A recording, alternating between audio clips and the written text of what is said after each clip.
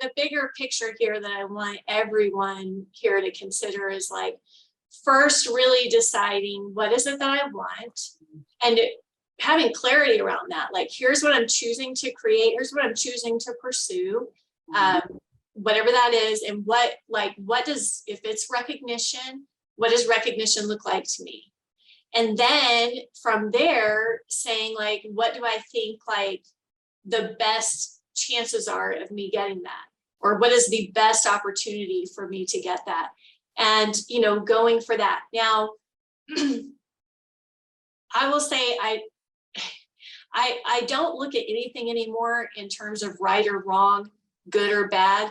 I just don't do that anymore. So I just don't go there. I only have one fuck to give a day. And it's like, there's too much that I want to create. There's too much I want to do. So that's my choice. I choose not to go into any stories about anything and make it right or wrong, good or bad, all that stuff.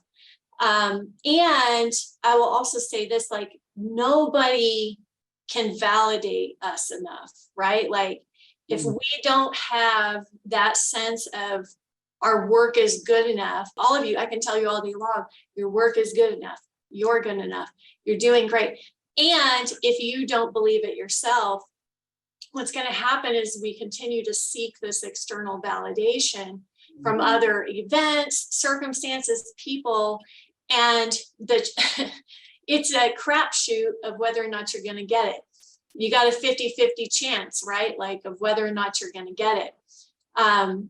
So it's dangerous. It's very dangerous. I'll just say this for everybody. It's very dangerous to our sense of self, our sense of being, our fulfillment, to put ourselves in that position, of waiting to be told that we're good enough by, or even our work to be told that we're good enough.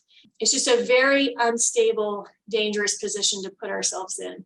So I can tell you from experience, like when I was in art school, I started off in that position, hoping that every teacher would validate me. Man, you're such a good painter, all of that.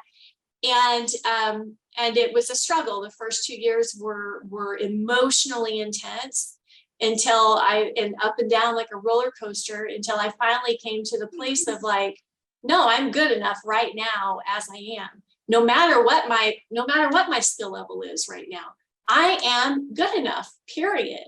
And my work is good enough, period. And I really, really got to a place where I believed that wholeheartedly, and thank goodness I did, because like my last year of school was so demoralizing.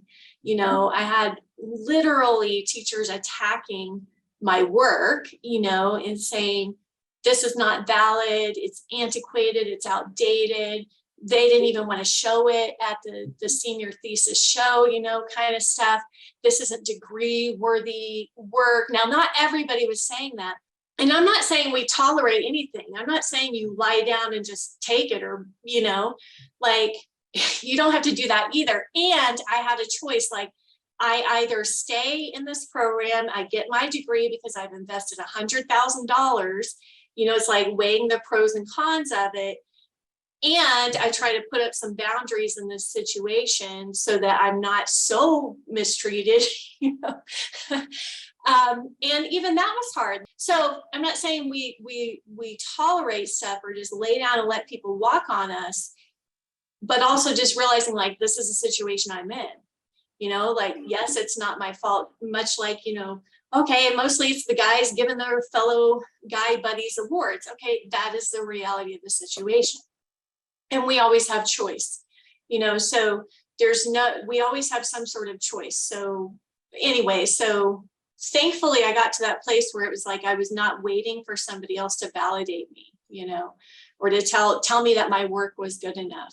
Sometimes people are freaking assholes, and they are not always treating us from a high moral place or a high value place. They're not always treating us with the sovereignty that we deserve,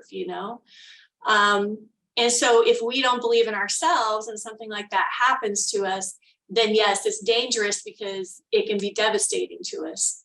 We can stop doing our work. We can stop making our art. We can stop going for what we want in this life, right? If we give that much power to anybody, to me, to me giving you guys too much power, you giving me too much power, anyone, nobody, not our partners, not our mothers, not our fathers, nobody should have that much power, over our sense of self, over our being. And it's 100% our responsibility.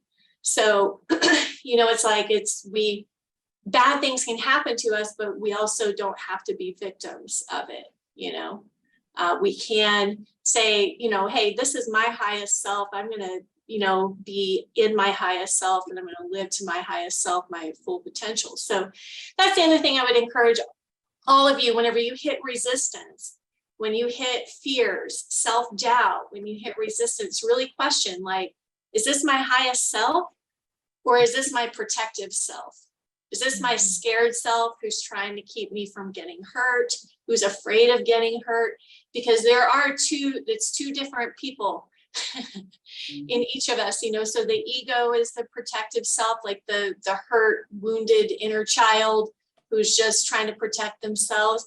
And then there's like this highest self of like, no, baby, we're capable of anything. Hey, if people come at us, we're capable of handling that. We're capable and willing to deal with it. I think that is, for me, a powerful word. I am willing to deal with that. I am willing to go through that situation.